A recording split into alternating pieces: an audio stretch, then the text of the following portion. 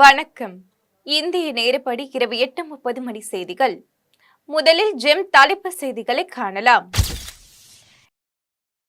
அரசியல் பரபரப்புகளுக்கு இடையே ஒரே நாடு ஒரே தேர்தல் மசோதா மக்களவையில் இன்று தாக்கல். ஒரே நாடு ஒரே தேர்தல் வாக்கெடுப்பில் பங்கேற்காத 20 பாஜக நாடாளுமன்ற உறுப்பினர்களுக்கு நோட்டீஸ் அனுப்ப பாஜக திட்டம். சென்னை பத்திரிகையாளர் மன்ற தேர்தலில் வெற்றி பெற்றவர்களுக்கு வாழ்த்து தெரிவித்தார் முதலமைச்சர் மு.க.ஸ்டாலின். மாபெரும் வெற்றியை வாங்கி வந்துள்ள குகேஷிற்கு புகழாரம் சூட்டியுள்ளார் துணை முதலமைச்சர் உதயநிதி ஸ்டாலின்.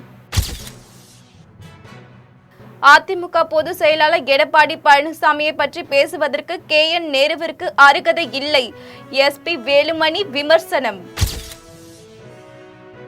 ஒரே நாடு ஒரே தேர்தல் மசோதாவை கூட்டுக்குழுவு அனுப்பினாலும் திமுகவின் எதிர்ப்பு உறுதியானது. தூத்துக்குடி நாடாளுமன்ற உறுப்பினர் கனிமொழி டெல்லியில் பேட்டி. கஞ்சா வழக்கு தொடர்பான விசாரணையில் ஆஜராகாததால் மீண்டும் சவுக்கு சங்கர் கைது. மீண்டும் ஜெம் தலைப்பு செய்திகள். அரசியல் பரபரப்புகளுக்கு இடையே ஒரே நாடு ஒரே தேர்தல் மசோதா மக்களவையில் இன்று தாக்கல் செய்யப்பட்டது. மக்களவை, மாநில சட்டசபைகள் மற்றும் மாநகராட்சிகளுக்கு ஒரே நேரத்தில் தேர்தல் நடத்துவது தொடர்பாக நீண்ட காலமாக விவாதிக்கப்பட்டு வந்தது. இந்நிலையில் இது தொடர்பாக ஆய்வு நடத்தி மத்திய அரசிற்கு ஆலோசனை வழங்குவதற்காக முன்னாள் குடியரசுத் தலைவர் ராம்நாத் கோவிந்த் தலைமையில் உயர்நிலை குழுவை மத்திய அரசு அமைத்தது. இந்த குழுவினர் பல்வேறு அரசியல் கட்சியினர், சமூக அமைப்புகள் உள்ளிட்ட பல்வேறு தரப்பினரும் ஆலோசனை நடத்தினர். இதனைத் தொடர்ந்து கடந்த மார்ச் மாதம் இந்த குழு தனது அறிக்கையை குடியரசுத் தலைவர் திரௌபதி முர்முவிடம் தாக்கல் செய்தது. இந்த அறிக்கையை மத்திய மந்திரி சபை கடந்த செப்டம்பர் மாதம் ஏற்றுக்கொண்டது. இதனைத் தொடர்ந்து ஒரே நாடு ஒரே தேர்தல் திட்டம் தொடர்பாக சட்ட மசோதா தயாரிக்கப்பட்டது. இந்த மசோதாவிற்கு பிரதமர் நரேந்திர மோடி தலைமையில் நடைபெற்ற மத்திய மந்திரி சபை கூட்டத்தில் ஒப்புதல் அளிக்கப்பட்டது. இந்நிலையில் ஒரே நாடு ஒரே தேர்தல் மசோதா இன்று தாக்கல் செய்யப்பட்டது. மசோதாவிற்கு ஆரம்ப நிலையிலேயே காங்கிரஸ் உள்ளிட்ட கட்சிகள் கடும் எதிர்ப்பு தெரிவித்துள்ளனர். ஒரே நாடு ஒரே தேர்தல் வாக்கெடுப்பில் பங்கேற்காத 20 பாஜக நாடாளுமன்ற உறுப்பினர்களுக்கு நோட்டீஸ் அனுப்ப பாஜக திட்டமிட்டுள்ளது. மக்களவை, மாநிலங்கள் மற்றும் யூனியன் பிரதேசங்களில் சட்டப்பேரவைகளுக்கு ஒரே நேரத்தில் தேர்தல் நடத்தும் முறையை கொண்டு வர மத்திய பாஜக அரசு திட்டமிட்டது. அதன்படி ஒரே நாடு ஒரே தேர்தல் திட்டம் குறித்து ஆய்வு செய்வதற்காக முன்னாள் குடியரசுத் தலைவர் ராம்நாத் கோவிந்த் தலைமையில் உயர்நிலை குழு அமைக்கப்பட்டது. இந்த குழுவின் அறிக்கையின்படி ஒரே நாடு ஒரே தேர்தல் திட்ட அமலுக்கான மசோதாக்களுக்கு மத்திய அமைச்சரவை கடந்த 12ஆம் தேதி ஒப்புதல் அளித்தது. இந்த நிலையில் ஒரே நாடு ஒரே தேர்தல் நடைமுறைக்கான இரு மசோதாக்களை மக்களவையில் சட்டத்துறை அமைச்சர் அர்ஜுன் ராம் மேக்வால் இன்று தாக்கல் செய்தார். இந்நிலையில் ஒரே நாடு ஒரே தேர்தல் திட்ட மசோதா தாக்கல் செய்யும் வாக்கெடுப்பில் பங்கேற்காத 20க்கும் மேற்பட்ட பாஜக நாடாளுமன்ற உறுப்பினர்களுக்கு நோட்டீஸ் அனுப்ப பாஜக திட்டமிட்டுள்ளது. சென்னை பத்திரிகையாளர் மன்ற தேர்தலில் வெற்றி பெற்றவர்களுக்கு முதலமைச்சர் மு.க.ஸ்டாலின் வாழ்த்து தெரிவித்தார். 1972ஆம் ஆண்டு தொடங்கப்பட்ட சென்னை பத்திரிகையாளர் மன்றத்தில் கடைசியாக 1999ஆம் ஆண்டு தேர்தல் நடத்தப்பட்டது. அதன் பிறகு 25 ஆண்டுகளுக்கும் மேல் தேர்தல் நடத்தப்படாமல் இருந்தது. இதனைத் தொடர்ந்து பதிவுத்துறை சட்டத்தின்படி சென்னை பத்திரிகையாளர் மன்ற தேர்தல் நடத்தப்படுவதாக அறிவிக்கப்பட்டது. இந்த தேர்தலில் நீதிக்கான கூட்டணி மற்றும் ஒற்றுமை கூட்டணி போட்டியிட்டது. அதன்படி கடந்த 15ஆம் தேதி காலை 9 மணி முதல் 5 மணி வரை வாக்குப்பதிவு நடைபெற்றது. இதனைத் தொடர்ந்து வாக்கு எண்ணிக்கையும் நடத்தப்பட்டது. இதில் நீதிக்கான கூட்டணி வெற்றி பெற்றது. தலைவர் சுரேஷ் வேதநாயகம், பொதுச் செயலாளர் ஆசிப் முகமது, இணை செயலாளர் நெல்சன் சேவியர், பொருளாளர் மணிகண்டன், துணைத் தலைவர் சந்திரபாரதி, துணைத் தலைவர் மதன் ஆகியோர் வெற்றி பெற்றனர். நிர்வாகி குழு உறுப்பினர்களாக ஸ்டாலின், பழனி, காவஸ்கர், விஜய், கோபால், அகிலா உள்ளிட்டோர் தேர்தலில் வெற்றி பெற்றனர். இந்நிலையில் வெற்றி பெற்ற நிர்வாகிகளுக்கு முதலமைச்சர் மு.க.ஸ்டாலின் வாழ்த்து தெரிவித்துள்ளார். மாபெரும் வெற்றியை வாங்கி வந்துள்ள குகேஷுக்கு துணை முதலமைச்சர் உதயநிதி ஸ்டாலின் புகழாரம் சூட்டினார். உலக சாம்பியன் குகேஷிற்கு தமிழ்நாடு அரசு சார்பில் சென்னை கலைவாணர் அரங்கில் பாராட்டு விழா நடைபெற்றது. விழாவில் முதலமைச்சர் மு.க.ஸ்டாலின், துணை முதலமைச்சர் உதயநிதி ஸ்டாலின், முன்னாள் உலக செஸ் சாம்பியன் விஸ்வநாத் ஆனந்த் ஆகியோர் சிறப்பு விருந்தினராக கலந்து கொண்டனர். விழாவில் உலக செஸ் சாம்பியன்ஸ் கோப்பையை முதலமைச்சர் மு.க.ஸ்டாலின் கையில் கொடுத்து குகேஷிற்கு வாழ்த்து தெரிவித்தார். அதன் பின்னர் மரத்தால் செய்யப்பட்ட செஸ் போர்ட்டை முதலமைச்சரும் குகேஷிற்கு பரிசாக வழங்கினார். இதனையடுத்து துணை முதலமைச்சர் உதயநிதி ஸ்டாலின் பேசினார். அப்போது தமிழ்நாடு தமிழ்நாட்டில் இருந்து புறப்பட்டு சென்று இப்போது ஒட்டுமொத்த தமிழ்நாட்டையும் இந்திய ஒன்றிணைத்தது உலகமே திரும்பி பார்க்க வைத்து உகேஷிற்கு சாதனை படைத்துள்ளார் என்றும் துணை முதலமைச்சர் உதயநிதி ஸ்டாலின் புகழாரம் சூட்டினார். அதிமுக பொதுச் செயலாளர் எடப்பாடி பழனிசாமியை பற்றி பேசுவதற்கு நேருவிற்கு அருகதை இல்லை என்று SP வேலுமணி தெரிவித்துள்ளார். இது தொடர்பாக அதிமுக முன்னாள் அமைச்சர் SP வேலுமணி அறிக்கை வெளியிட்டுள்ளார். அதில் அச்சம் என்று சொல்லி அதிமுக பொதுச் செயலாளர் எடப்பாடி பழனிசாமியின் அகராதியில் கிடையாது என்றும் மக்களுக்காக உயிரை கொடுத்துவது காப்பாற்றுவோம் என்று எடப்பாடி பழனிசாமி சட்டசபையில் கர்ஜித்த போது எதிர்பக்கத்தில் இருந்த முதலமைச்சர் MK ஸ்டாலின் தலைமையிலான மொத்த திமுக கூட்டணியும் பயந்து நடுங்கியதை தமிழ்நாட்டு மக்கள் பார்த்த பிறகும் எங்களை பார்த்து பயம் என்ற சொல்லை திமுக பயன்படுத்துவது வேடிக்கையின் உச்சம் என்று தெரிவித்துள்ளார். மேலும் மாநகராட்சி கவுன்சிலரின் அடிதடிகள் கட்ட பஞ்சாயத்து செய்வதையே முழு நேர வேலையாக கொண்டிருக்கும் நேருவிற்கு அதிமுகவை பற்றி பேசுவதற்கு எல்லளவும் அருகதை இல்லை என்று முன்னாள் அமைச்சர் SP வேலுமணி தெரிவித்துள்ளார். ஒரே நாடு ஒரே தேர்தல் மசோதாவை கூட்டுக்குழுவிற்கு அனுப்பினாலும் திமுகவின் எதிர்ப்பு உறுதியானது என்று தூத்துக்குடி நாடாளுமன்ற உறுப்பினர் கனிமொழி தெரிவித்துள்ளார். மக்களவை, மாநில சட்டசபைகள் மற்றும் மாநகராட்சிகளுக்கு ஒரே நேரத்தில் தேர்தல் நடத்துவது தொடர்பாக நீண்ட காலமாக விவாதிக்கப்பட்டு வந்தது. இந்நிலையில் ஒரே நாடு ஒரே தேர்தல் மசோதா இன்று தாக்கல் செய்யப்பட்டது. மசோதாவிற்கு ஆரம்ப நிலையிலேயே காங்கிரஸ் உள்ளிட்ட கட்சிகள் கடும் எதிர்ப்பு தெரிவித்துள்ளனர். எதிர்க்கட்சிகள் கடும் எதிர்ப்பு தெரிவிப்பதால் இந்த மசோதா நாடாளுமன்ற நிலைக்குழு பரிசீலனை அனுப்பி வைக்கப்பட்டு வாய்ப்புள்ளது. இந்த நிலையில் டெல்லியில் தூத்துக்குடி நாடாளுமன்ற உறுப்பினர் கனிமொழி செய்தியாளர்களை சந்தித்து பேசினார். அப்போது ஒரே நாடு ஒரே தேர்தல் மசோதா மாநில உரிமைகளுக்கு எதிரானது எனவும் மாநில கட்சிகளை கொஞ்சம் கொஞ்சமாக இந்த மசோதா வலுவிழக்க செய்யும் என்றும் ஒரே நாடு ஒரே தேர்தல் முறையால் செலவினை குறையும் என்ற வாதத்தை ஏற்க முடியாது என்றும் ஒரே நாடு ஒரே தேர்தல் மசோதாவை திமுகவும் திமுக தலைவரும் தொடர்ந்து எதிர்த்து வருகின்றனர் எனவும் மசோதாவை கூட்டுக்குழுவிற்கு அனுப்பினாலும் திமுகவின் எதிர்ப்பு உறுதியானது எனவும் நாடாளுமன்ற உறுப்பினர் கனிமொழி தெரிவித்துள்ளார். கஞ்சா வழக்கு தொடர்பான விசாரணையில் ஆஜராகாததால் மதுரை போதைப் பொருள் தடுப்பு பிரிவு சிறப்பு நீதிமன்றம் சவுக்கு சங்கருக்கு பிடிவாரண்ட் பிறப்பித்ததை அடுத்து மீண்டும் சவுக்கு சங்கரை காவல்துறையினர் கைது செய்தனர். கஞ்சா வைத்திருந்ததாக தேனி மாவட்ட காவல்துறையினர் பிரபல யூடியூபர் சவுக்கு சங்கரை கைது செய்து சிறையில் அடைத்தனர். பல்வேறு தடைகளை தாண்டி இந்த வழக்கு உள்ளிட்ட பல்வேறு வழக்குகளில் ஜாமீன் பெற்று சமீபத்தில் விடுதலையானார். இந்த வழக்கு தொடர்பான விசாரணையில் ஆஜராகாததால் மதுரை போதைப் பொருள் தடுப்பு பிரிவு சிறப்பு நீதிமன்றம் அவருக்கு பிடிவாரண்ட் பிறப்பித்தது. இதனைத் தொடர்ந்து காவல்துறையினர் சவுக்கு சங்கரை மீண்டும் கைது செய்துள்ளனர். குடியாத்தம் அருகே விளைநிலங்களில் யானைகள் தொடர்ந்து அட்டகாசத்தில் ஈடுபட்டு வருவதால் விவசாயிகள் வேதனை அடைந்துள்ளனர். தமிழகத்திலேயே மிகப்பெரிய வனப்பகுதியாக குடியாத்தம் வனப்பகுதி 83,000 ஹெக்டேர் நிலப்பரப்பை கொண்டுள்ளது. இந்நிலையில் ஆந்திர மாநிலம் பழமநீர் யானைகள் சரணாலயம் பகுதியில் இருந்து யானைகள் கூட்டம் தமிழக எல்லையான தனக்கொண்டிப்பள்ளி, கொத்தூர், சனகுண்டா, மத்தூர் உள்ளிட்ட கிராமங்களுக்கு புகுந்து அறுவடைக்கு தயாராக இருந்த வாழை, கத்திரிக்காய் செடிகள் மற்றும் பயிர்கள் மிதித்து சேதப்படுத்தியது. இதனிடையே இதுவரை சேதமடைந்த பயிர்களுக்கு வனத்துறையினர் இழப்பீடு வழங்கவில்லை என விவசாயிகள் வேதனை தெரிவித்துள்ளனர். மேலும் விளைநிலங்கள் பாதிக்கும் வகையில் அண்டை மாநிலங்கள் உள்ளதைப் போன்று சோலார் மின்வேலி அமைக்க வேண்டும் என்றும் பாதிக்கப்பட்ட பயிர்களுக்கு வனத்துறையினர் இழப்பீடு வழங்க வேண்டும் என்று விவசாயிகள் கோரிக்கை விடுத்துள்ளனர். மிகப்பெரிய வனப்பகுதி குடியாத்தம் வனப்பகுதியாகும். இங்கே சுமார் 83,000 ஹெக்டேர் நிலப்பரப்பு கொண்ட இந்த வனப்பகுதி தமிழக ஆந்திர எல்லை பகுதியில் அமைந்திருக்கு. அப்படி ஆந்திரா மாநிலம் பள்ளம்னார் யானைகள் சரணாலயத்திலிருந்து அவ்வப்போது யானைகள் கூட்டம் அவ்வப்போது தமிழக எல்லை பகுதியில் தஞ்சமடைகிறாங்க. அப்படி தஞ்சமடையக்கூடிய யானைகள் காலை முதல் மாலை வரை காட்டுப்பகுதியில் பதுங்கியிருந்து மாலையிலிருந்து இரவு முழுக்கும் விடியற்காலை அருகாமையில் உள்ள விளைநிலங்களை புகுந்து அங்கு பயிரிட்டுள்ள பயிர்களை மிதித்து நாசம் செய்து தொடர்கதையாக இருக்குது. இந்த சம்பவம் விவசாயிகள் முதலில் பெரும் அச்சத்தையும் பரபரப்பும் ஏற்பட்டிருக்கு. நாட்டின் முதுகெலும்பு விவசாய என்பவர்கள் அந்த விவசாயிகளுக்கு பாதுகாப்பு இல்லாமல் விளைநிலங்களுக்கு பாதுகாப்பு இல்லாமல் ஒரு இருக்கக்கூடிய நிலை காணப்படுகிறது. இதனால் அந்த யானைகள் தொடர்ந்து அட்டுழியம் செய்வதால் கடன் வாங்கி பயிரிட்டு அறுவடை காலங்களில் தொடர்ந்து இந்த மாதிரி சம்பவம் நடைபெறுவது விவசாயிகளுடைய மத்தியில் பெரும் அச்சத்தையும் சோகத்தையும் ஏற்பட்டிருக்கு. இதுவரைக்கும் பாதிக்கப்பட்ட விவசாய நிலங்களுக்கு வனத்துறையில் எந்த விதமான இழப்பீடும் வழங்கப்படவில்லை என்பது கூடுதல் தகவலாகும். ஆகவே அண்டை மாநிலங்களில் போரூரில் உள்ள கெப்பல் தனியார் IT வளாகத்தில் வருமான வரித்துறையினர் சோதனை நடத்தினர். போரூரில் 12 ஏக்கர் 6 சென்ட் பரப்பளவில் கப்பல் நிறுவனம் கடந்த 4 மாதங்களாக செயல்பட்டு வருகிறது. சிங்கப்பூரை சேர்ந்த கப்பல் நிறுவனத்திற்கு உலகம் முழுவதும் 30 நாடுகளில் அலுவலகங்கள் உள்ளன. இந்நிலையில் கடந்த ஆகஸ்ட் மாதம் போரூரில் உள்ள ஒன் பாராமவுண்ட் ஐடி வளாகத்தை ரூபாய் 2100 கோடிக்கு கப்பல் நிறுவனம் வாங்கியிருந்தது. இந்நிலையில் நுங்கம்பாக்கம் வருமானத்துறையினர் அலுவலகத்திலிருந்து 7 பேர் கொண்ட வருமான வரித்துறையினர் கப்பல் நிறுவன ஐடி வளாகத்தில் சோதனை நடத்தினர்.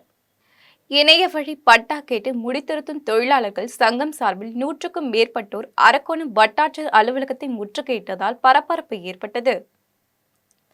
ராணிப்பேட்டை மாவட்டம் அரக்கோணம் அடுத்த மேல்பாக்கம் கிராமத்தில் 2014ஆம் ஆண்டில் நாவிதர்கள் 96 பேருக்கு வீட்டுமனை பட்டா வழங்கப்பட்டது.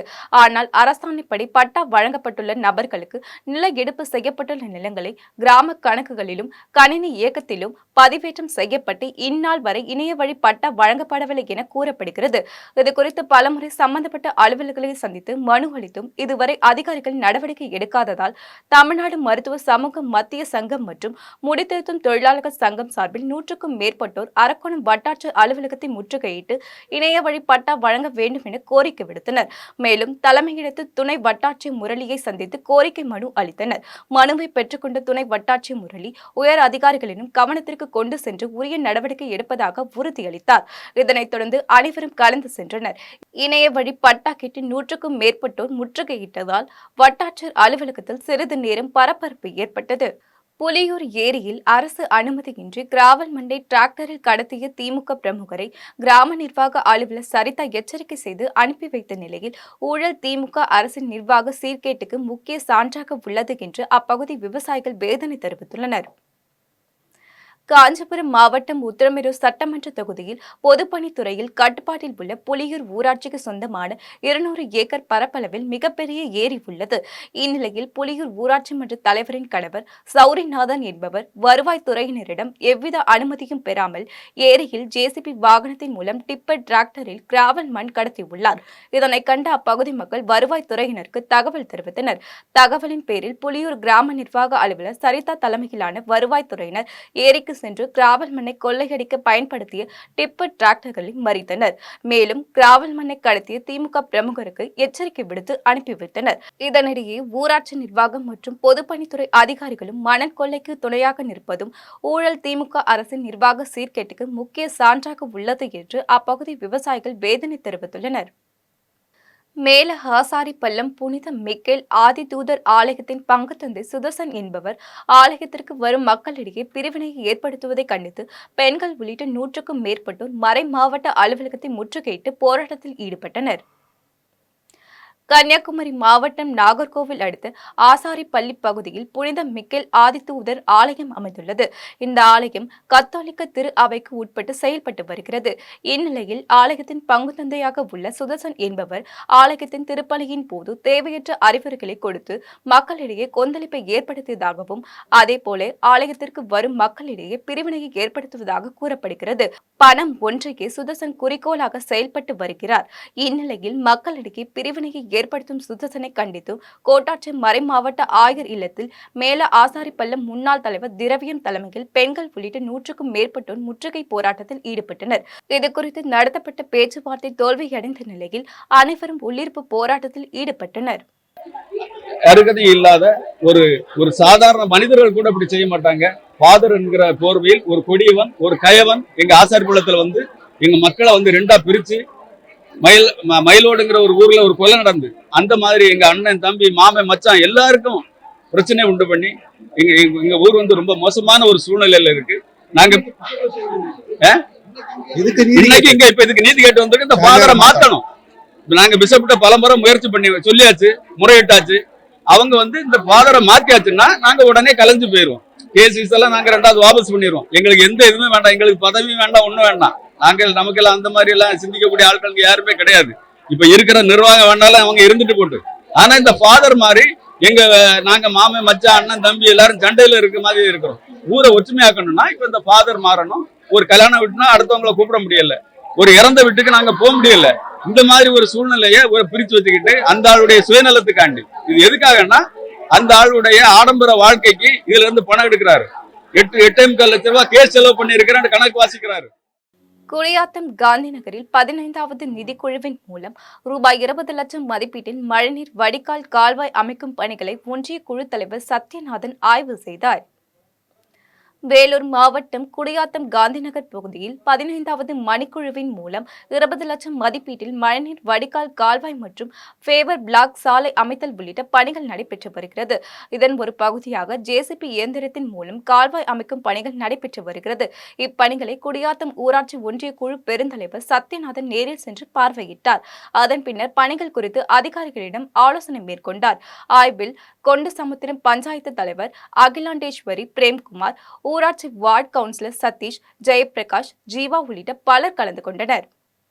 வடக்கநத்தம் கிராமத்தில் பெய்த கனமழையின் காரணமாக கால்வாயில் உடைப்பு ஏற்பட்டு வெள்ளப்பெருக்கால் விவசாய நிலங்களில் சேதமடைந்த பயிர்களுக்கு தமிழக அரசு நிவாரணம் வழங்க வேண்டும் என விவசாயிகள் கோரிக்கை விடுத்துள்ளனர்.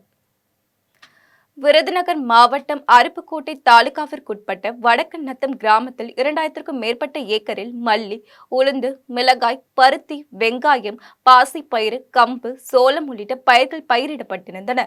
இந்நிலையில் அருப்புக்கோட்டை சுற்றுவட்டார பகுதிகளில் கடந்த 2 தினங்களாக பெய்த கனமழை காரணமாக கஞ்சம்பட்டி பகுதியில் உள்ள கால்வாயில் உடைப்பு ஏற்பட்டு ஓடை வழியாக வெள்ள நீர் ஆர்ப்பரித்து வடக்கநத்தம் மற்றும் அதனை சுற்றியுள்ள பகுதிகளில் பயிரிடப்பட்டிருந்த விளைநிலங்களில் வெள்ள நீர் பாய்ந்தது.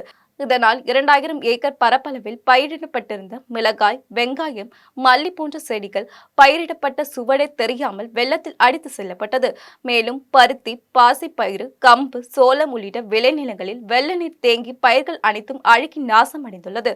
ஏக்கருக்கு சுமார் ரூபாய் 40,000 முதல் 50,000 வரை செலவு செய்து விவசாயிகள் கடும் நஷ்டத்தை சந்தித்துள்ளனர்.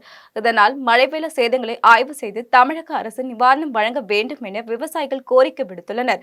இதுகுறித்து விவசாயிகள் தெரிவிக்கையில், விருதுநகரில் எலக்ட்ரிக் ஸ்கூட்டர் விற்பனை நிலையத்தில் பயங்கர தீ விபத்து ஏற்பட்டதில் ரூபாய் 15 லட்சம் மதிப்பிலான எலக்ட்ரிக் ஸ்கூட்டர்கள் தீயில் எரிந்து நாசமாகின. விருதுநகர் என்ஜிஓ காலனியை சேர்ந்த கார்த்திக் என்பவர் அதே பகுதியில் எலக்ட்ரிக் ஸ்கூட்டர் விற்பனை நிலையம் நடத்தி வருகிறார். விற்பனை நிலையத்தில் இரவில் திடீரென தீப்பற்றி எரிந்தது. இதனை கண்ட அக்கம் பக்கத்தினர் உடனே தீயணைப்பு நிலையத்திற்கு தகவல் அளித்தனர். தகவலின் பேரில் சம்பவ இடத்திற்கு விரைந்து வந்த தீயணைப்பு துறையினர் 3 தீயணைப்பு வாகனங்கள் மூலம் தீயை அணைத்து அடுத்தடுத்த கடைகளுக்கும் தீ பரவாமல் தடுத்தனர். இருப்பினும் தீ விபத்தில் 19 புதிய எலக்ட்ரிக் ஸ்கூட்டர்கள், 9 பழைய ஸ்கூட்டர்கள், கம்ப்யூட்டர் மற்றும் பிரிண்டர் உள்ளிட்ட 15 லட்சம் ரூபாய் மதிப்பிலான பொருட்கள் தீயில் எரிந்து நாசமாகின. மின்கசிவு காரணமாக தீ விபத்து ஏற்பட்டதாக காவல்துறையினர் தெரிவித்துள்ளனர். திருவள்ளூரில் வீட்டின் பூட்டை உடைத்து 35 சவரன் தங்க நகை மற்றும் ரூபாய் 4 லட்சத்தை கொள்ளையடித்து சென்ற கொள்ளையர்களை காவல்துறையினர் தேடி வருகின்றனர். திருவள்ளூர் நகராட்சிக்கு உட்பட்ட ஜெயின் நகரின் நில அளவை துறையில் பணியாற்றி உயிரிழந்த கணவர் ராஜனின் ஓய்வூதியத்தின் மூலம் மனைவி சுந்தரி தனியாக வசித்து வருகிறார். இவருக்கு கவிதா என்ற ஒரு மகள் உள்ளார். சுந்தரியின் மகள் கவிதா திருமணமாகி அதே பகுதியில் வசித்து வருகிறார். இதனால் நாள்தோறும் இரவு நேரத்தில் மகள் கவிதா வீட்டுக்கு சென்று சுந்தரி தூங்கும் செல்வதும் வழக்கம். இந்நிலையில் 2 தினங்களுக்கு மகள் வீட்டில் தூங்கிவிட்டு இன்று காலை தனது வீட்டிற்கு வந்து பார்த்தபோது வீட்டின் கதவு உடைக்கப்பட்டு பீரோவில் வைத்திருந்த 35 சவரன் தங்க நகை ரூபாய் 4 லட்சம் ரொக்க பணம் கொள்ளையடிக்கப்பட்டிருப்பதை கண்டு அதிர்ச்சியடைந்தார். அதன் பின்னர் திருவள்ளூர் காவல் நிலையத்தில் சுந்தரி அளித்த புகாரின் பேரில் சம்பவ இடத்திற்கு வந்த காவல்துறையினர் வழக்கு பதிவு செய்து விசாரணை மேற்கொண்டனர். மேலும் மோப்பநாய் உதவிகளுடன் கைரேக நிபுணர்கள் தடயங்களை சேகரித்தும் கண்காணிப்பு கேமரா காட்சிகள் மூலமும் கொள்ளையர்களை தேடி வருகின்றனர். வேலூர் அடுக்கம்பாறை அரசு மருத்துவமனையில் பிரசவத்தின் போது மருத்துவர்களின் அலட்சியத்தால் தனது மனைவியும் குழந்தையும் இறந்துவிட்டதாக வேலூர் கிராமிய காவல் நிலையத்தில் கணவர் புகார் அளித்துள்ளார். திருவண்ணாமலை மாவட்டம் ஆரணி தாலுகா இரும்பேடு கிராமத்தை சேர்ந்த கோட்டீஸ்வரன் என்பவர் ஆவடி பொட்டியலன் சிறப்பு காவலராக பணிபுரிந்து வருகிறார். இவரது கர்ப்பிணி மனைவி அனிதா வேலூர் அடுக்கம்பாறை அரசு மருத்துவக் கல்லூரி மருத்துவமனையில் பிரசவத்திற்காக அனுமதிக்கப்பட்டிருந்தார். அப்போது பிரசவத்திற்காக வழங்கப்பட்ட தேதி கடந்துவிட்டதால் தன் மனைவிக்கு அறுவை சிகிச்சை செய்வதாக பிரசவம் பார்க்கும்படி அனிதாவின் கணவர் மருத்துவமனைக்கு அணுகி கேட்டுள்ளார். இதற்கு மருத்துவமனை நிர்வாகம் அலட்சியமாக பதில் அளித்ததாக கூறப்படுகிறது. இந்நிலையில் மாலையில் பிரசவத்திற்கான சிகிச்சையை மருத்துவர்கள் மேற்கொண்ட போது பிரசவத்தின் போது குழந்தை இறந்து பிறந்ததாகவும் அதன் பின்னர் தாயும் இறந்துவிட்டார் எனவும் மருத்துவமனை தரப்பில் தெரிவித்துள்ளனர். இதனால் வேதனையடைந்த காவலர் கோட்டீஸ்வரன் வேலூர் கிராமிய காவல் நிலையத்தில் புகார் அளித்தார். அதில் அடுக்கம்பாறை அரசு மருத்துவர்களின் அலட்சியத்தால் பிரசவத்தின் போது தனது மனைவியும் குழந்தையும் இறந்துவிட்டனர் என தெரிவித்துள்ளார். தர்மபுரியில் நடைபெற்ற தமிழ்நாடு டாஸ்மாக் விற்பனையாளர்கள் நலசங்கத்தின் ஆலோசனைக் கூட்டத்தில் 20 ஆண்டுகளாக பணியாற்றி வரும் டாஸ்மாக் ஊழியர்களை பணி நிரந்தரம் செய்ய வேண்டும் என்பன உள்ளிட்ட பல்வேறு தீர்மானங்கள் நிறைவேற்றப்பட்டது. தமிழ்நாடு டாஸ்மாக் விற்பனையாளர்கள் நலசங்கத்தின் சேலம் மண்டல ஆலோசனைக் கூட்டம் தர்மபுரி செங்குந்தர் திருமண மண்டபத்தில் நடைபெற்றது. கூட்டத்திற்கு சங்கத்தின் மாநில சிறப்பு தலைவரும் உயர்நீதிமன்றத்தின் வழக்கறிஞருமான பாரதி தலைமை வகித்தார். மாநில தலைவர் முருகன், மாநில பொதுச் செயலாளர் குமார், மாநில பொருளாளர் ராமகிருஷ்ணன் ஆகியோர் சிறப்புரையாற்றினர். கூட்டத்தில் சங்கத்தின் தர்மபுரி மாவட்ட செயலாளர் செல்வம், மாவட்ட தலைவர் தினகரன், மாவட்ட பொருளாளர் பரமசிவம், மாவட்ட ஒருங்கிணைப்பாளர் முருகன், மாவட்ட செயல் தலைவர் வெங்கடேசன், மாவட்ட கௌரவ தலைவர் அதிபதி, மாவட்ட பிரச்சார செயலாளர் ஜெயவேல் ஆகியோர் பங்கேற்று கோரிக்கைகளை விளக்கி பேசினர். கூட்டத்தில் அரசு டாஸ்மாக் நிறுவனத்தில் 20 ஆண்டுகளாக பணியாற்றி வரும் பணியாளர்களை நிரந்தரம் செய்ய வேண்டும், வரையறுக்கப்பட்ட காலமுறை ஊதியம் வழங்க வேண்டும், அரசு ஊழியர்களுக்கு இணையான ஊதியம் வழங்கிட வேண்டும், வேலை நேரத்தை 8 மணி நேரமாக்கி ஷிப்ட் முறையாக அமல்படுத்த வேண்டும், காலி பணியிடங்களை நிரப்ப வேண்டும் என்பன உள்ளிட்ட பல்வேறு தீர்மானங்கள் நிறைவேற்றப்பட்டது. ஓமந்தூரார் மருத்துவமனை எதிரே ரூபாய் 5 கோடியே 60 லட்சம் மதிப்பீட்டில் புதிதாக கட்டப்பட்டுள்ள கோஆப்டெக்ஸ் நிறுவனத்திற்கான கட்டிடத்தை தமிழ்நாடு துணை முதலமைச்சர் உதயநிதி ஸ்டாலின் திறந்து வைத்து சிறப்பு தள்ளுபடிக்கான விற்பனையை தொடங்கி வைத்தார். 1935ஆம் ஆண்டில் தொடங்கப்பட்ட கோஆப்டெக்ஸ் இந்தியாவின் மிகப்பெரிய மாநிலவை கைத்தறி கூட்டுறவு சங்கமாக செயல்படுகிறது. தமிழ்நாட்டில் 1114 கூட்டுறவு சங்கங்களின் சிறந்த கைத்தறி தயாரிப்புகளை வணிகமாக்கியுள்ளது.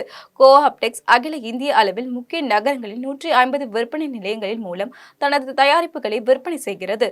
அதன்படி சென்னை ஓமந்தூர் மருத்துவமனை எதிரே ரூபாய் 5 கோடியே 60 லட்சம் மதிப்பீட்டில் ஏசி மற்றும் லிப்ட் வசதியுடன் 4 மாடிகள் கொண்ட புதிதாக கோஆப்டெக்ஸ் நிறுவனத்திற்கான கட்டிடம் கட்டப்பட்டுள்ளது.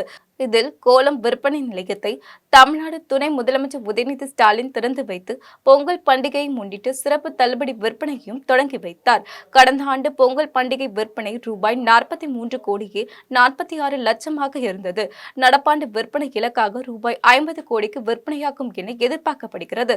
2025ஆம் ஆண்டு ஜனவரி 1ஆம் தேதி வரை பட்டு மற்றும் பருத்தி துணிகளுக்கு 30% சிறப்பு தள்ளுபடி வழங்கப்படுகிறது. பெரியபாளையத்தில் நடைபெற்ற ஐயப்ப சுவாமியின் 21ஆம் ஆண்டு திருவிளக்கு பூஜையில் திரளான பக்தர்கள் கலந்து கொண்டு சுவாமி தரிசனம் செய்தனர். திருவள்ளூர் மாவட்டம் பெரியபாளையம் மேட்டு தெருவில் அமைந்துள்ள ஸ்ரீ மரகதவள்ளி சமேத நப்பாலீஸ்வரர் ஆலயத்தில் உள்ள ஐயப்ப சுவாமிக்கு 21ஆம் ஆண்டு திருவிளக்கு பூஜை குருசாமி பச்சையப்பன் தலைமையில் வெகு விமர்சையாக நடைபெற்றது. பூஜையை முன்னிட்டு ஆலயத்தில் உள்ள ஐயப்பனுக்கு காலையில் பல்வேறு வாசனை திரவியங்கள் மூலம் சிறப்பு அபிஷேகம் செய்யப்பட்டு வண்ண மலர்களால் அலங்காரம் செய்யப்பட்டு சிறப்பு பூஜைகள் மற்றும் ஆராதனைகளுடன் தீபாராதனை காண்பிக்கப்பட்டது. இதனைத் தொடர்ந்து மாலையில் உற்சவர் ஐயப்பனுக்கு பால், தயிர், சந்தனம், இளநீர், மஞ்சள், குங்குமம், பஞ்சாமிர்தம், ஜவ்வாது, திருநீர் உள்ளிட்ட வாசனை திரவியங்களால் சிறப்பு அபிஷேகம் செய்யப்பட்டு பட்டையில் உள்ள மலர்களால் திரு ஆபரணங்களால் அலங்காரம் செய்யப்பட்டது. இதனைத் தொடர்ந்து புலி வாகனத்தில் உற்சவர் ஐயப்பனை அமர வைத்து கேரளா செண்டி மேல வாத்தியங்கள் முழங்க பெரியபாளையம் முக்கிய வீதியின் வழியாக திருவீதி உலா நடைபெற்றது. இதில் சிறுவர்கள், பெண்கள் உள்ளிட்ட 100க்கும் மேற்பட்டோர் கலந்து கொண்டு கையில் தீபம் ஏந்தி சுவாமி சரணம் ஐயப்ப என கோஷமிட்டு ஊர்வலமாக சென்றனர். ஐயப்பன் சாமி மீண்டும் ஆலயம் சென்றடைந்தும் ஐயப்பனுக்கு 18 படிகளை அமைத்து ஐயப்ப பக்தர்கள் பஜனை பாடல்களை பாடி மகா தீபாராதனை காண்பித்தனர். விழாவில் பங்கேற்ற பக்தர்களுக்கு அன்னதான பிரசாதங்கள் வழங்கப்பட்டது. திருச்செந்தூரில் அகில பாரத ஐயப்ப சேவா சங்கத்தின் திருச்செந்தூர் கிளை சார்பில் 23ஆம் ஆண்டு ஐயப்ப ரத பவனி நடைபெற்றது. திருச்செந்தூர் கிளை மற்றும் திருச்செந்தூர் ஐயப்ப சேவை சபை சார்பில் சுவாமி ஐயப்பனுக்கு லட்சாசனை கன்னி பூஜை, அன்னதானம், ஐயப்ப ரத பவனி நடைபெற்றது. திருச்செந்தூர் சன்னதி தெருவில் உள்ள தர்ம ஆதீனத்தில் முதல் நாள் நிகழ்ச்சியாக கணபதி ஹோமம், சுவாமி ஐயப்பனுக்கு சிறப்பு அபிஷேகம், லட்சாசனை ஆகியவை நடைபெற்றது. 2வது நாளாக நடந்த நிகழ்ச்சியில் அன்னதானம் நடைபெற்றது. மாலையில் சுவாமி ஐயப்பன் சர்வ அலங்காரத்தில் செய்யப்பட்டு ரதத்தில் எழுந்தருளினார். செண்டை மேளம் முழங்க சுவாமி ஐயப்பன் முக்கிய வீதி வழியாக ஊர்வலமாக சென்று மீண்டும் தர்மபுரம் ஆதீனத்திற்கு வந்தடைந்தார். அப்போது பக்தர்கள் பழம் வைத்து தேங்காய் பிடித்து சுவாமி தரிசனம் செய்தனர். இதில் திரளான பக்தர்கள் கலந்து கொண்டனர். நாகை அருகே தேவூரில் மார்கழி மாத பிறப்பையொட்டி ஐயப்ப சுவாமிக்கு பஜனை பாடல்கள் பாடியபடி மாலை அணிந்து ஐயப்ப பக்தர்கள் கூட்டு பிரார்த்தனையில் ஈடுபட்டனர். நாகப்பட்டினம் மாவட்டம் தேவூரில் அமைந்துள்ள பிடாரியம்மன் ஆலயத்தில் மார்கழி மாதம் தொடங்கியதை முன்னிட்டு மகாசக்தி ஐயப்பன் சேவா சங்கம் சார்பில் ஐயப்ப சுவாமிக்கு 18ஆம் படி பூஜை சிறப்பாக நடைபெற்றது. மின் விளக்குகளால் அலங்கரிக்கப்பட்ட ஐயப்பன் சுவாமி ஆலயத்தில் இருந்து மேலதாள வாத்தியங்கள் முழங்க ஊர்வலமாக எடுத்து வரப்பட்டார். இதனைத் தொடர்ந்து பஜனை பாடல்கள் பாடியபடி மாலை அணிந்த ஐயப்ப பக்தர்கள் கூட்டு பிரார்த்தனையில் ஈடுபட்டனர். இதனைத் தொடர்ந்து ஐயப்ப சுவாமிக்கு சிறப்பு மகா தீபாராதனை காண்பிக்கப்பட்டது. இதில் சுற்றுவட்டார பகுதிகளை சேர்ந்த திரளான பக்தர்கள் பங்கேற்று ஐயப்ப சுவாமியை வழிபட்டனர். மீண்டும் ஜெம் தலைப்பு செய்திகள். அரசியல் பரபரப்புகளுக்கு இடையே ஒரே நாடு ஒரே தேர்தல் மசோதா மக்களவையில் இன்று தாக்கல். ஒரே நாடு ஒரே தேர்தல் வாக்கெடுப்பில் பங்கேற்காத 20 பாஜக நாடாளுமன்ற உறுப்பினர்களுக்கு நோட்டீஸ் அனுப்ப பாஜக திட்டம். சென்னை பத்திரிகையாளர் மன்ற தேர்தலில் வெற்றி பெற்றவர்களுக்கு வாழ்த்து தெரிவித்தார் முதலமைச்சர் மு.க. ஸ்டாலின்.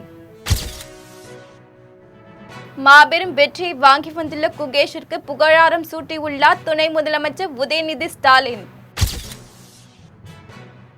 அதிமுக பொதுச் செயலாளர் எடப்பாடி பழனிசாமியை பற்றி பேசுவதற்கு KN நேருவிற்கு அருகதை இல்லை. SP வேலுமணி விமர்சனம். ஒரே நாடு ஒரே தேர்தல் மசோதாவை கூட்டுக்குழுவு அனுப்பினாலும் திமுகவின் எதிர்ப்பு உறுதியானது. தூத்துக்குடி நாடாளுமன்ற உறுப்பினர் கனிமொழி டெல்லியில் பேட்டி. கஞ்சா வழக்கு தொடர்பான விசாரணையில் ஆஜராகாததால் மீண்டும் சவுக்கு சங்கர் கைது. இத்துடன் ஜெம் செய்திகள் நிறைவடைகின்றன. மீண்டும் ஜெம் செய்திகள் நள்ளிரவு 12 மணிக்கு. உடனுக்குடன் செய்திகளை காண GemLive.tv என்ற இணையதளத்தில் இணைந்திருங்கள். நன்றி, வணக்கம்.